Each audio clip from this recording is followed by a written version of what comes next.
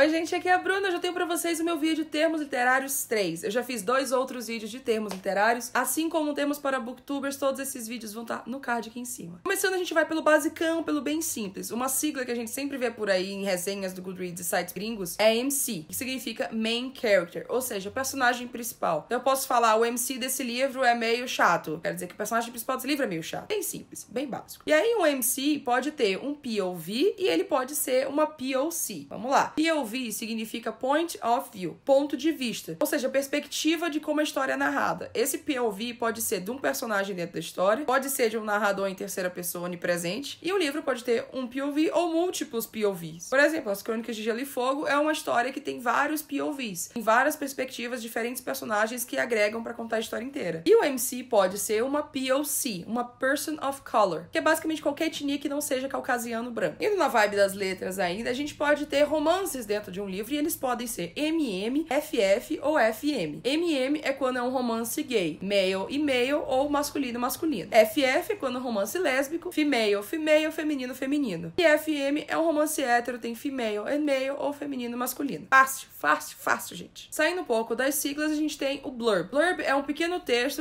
1, 2, até no máximo 3 linhas, em que o meio de comunicação, tipo um jornal ou um resenhista ou algo do tipo, ou até mesmo um autor, faz um comentário sobre aquela obra ou trabalho daquele autor. É muito comum a gente encontrar esses textos na parte de trás do livro, na quarta capa do livro, ou na primeira orelha, ou até na capa, dependendo do que a editora acha que esse blurb vai influenciar para ajudar as pessoas a comprarem o livro. Vamos de exemplo, que exemplo é bem mais fácil. No caso de Sonata em Punk Rock da Babi Jewett, aqui atrás a gente tem 4 blurbzinhos de diferentes pessoas, diferentes autoras. Em Six of Crows da Ali Bardugo, a gente tem aqui dentro uns blurbzinhos de algumas outros autores. Em O Tom Mais Escuro de Magia da Vi Schwab, a gente tem aqui um blurb do The Guardian, que é um jornal britânico. E claro que o blurb geralmente é uma coisa super positiva sobre o livro, né, pra ajudar a vender, né, gente? A ideia do blurb é ser meio que um último marketingzinho ali na capa do livro, na cara do gol, pra ver se consegue fazer a venda. Por falar em venda de livro, 3 siglas que estão relacionadas a isso é IP, OP e NYP. IP, OP e NYP. NYP é Not Yet Published, ou seja, não foi publicado ainda. Então, sequências de uma série, ou às vezes um livro tá começando a ganhar hype, mas a editora deixa bem claro que é NYP. Ele ainda não foi publicado, então o livro não tá disponível ainda. Quando ele tá disponível, ele fica IP,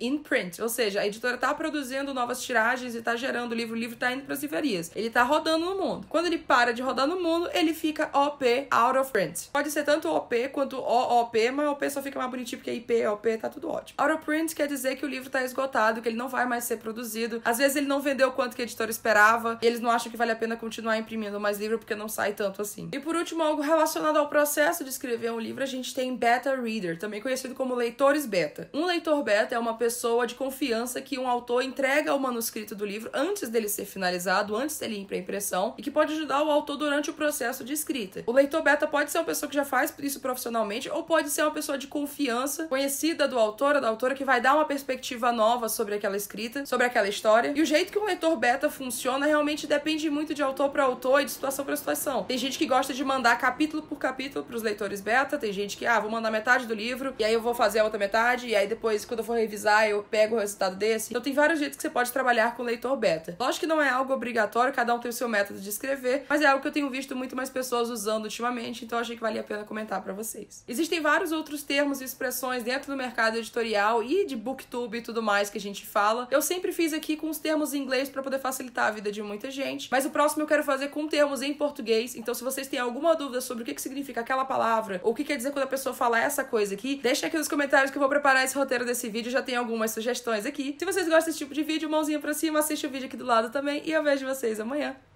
Tchau!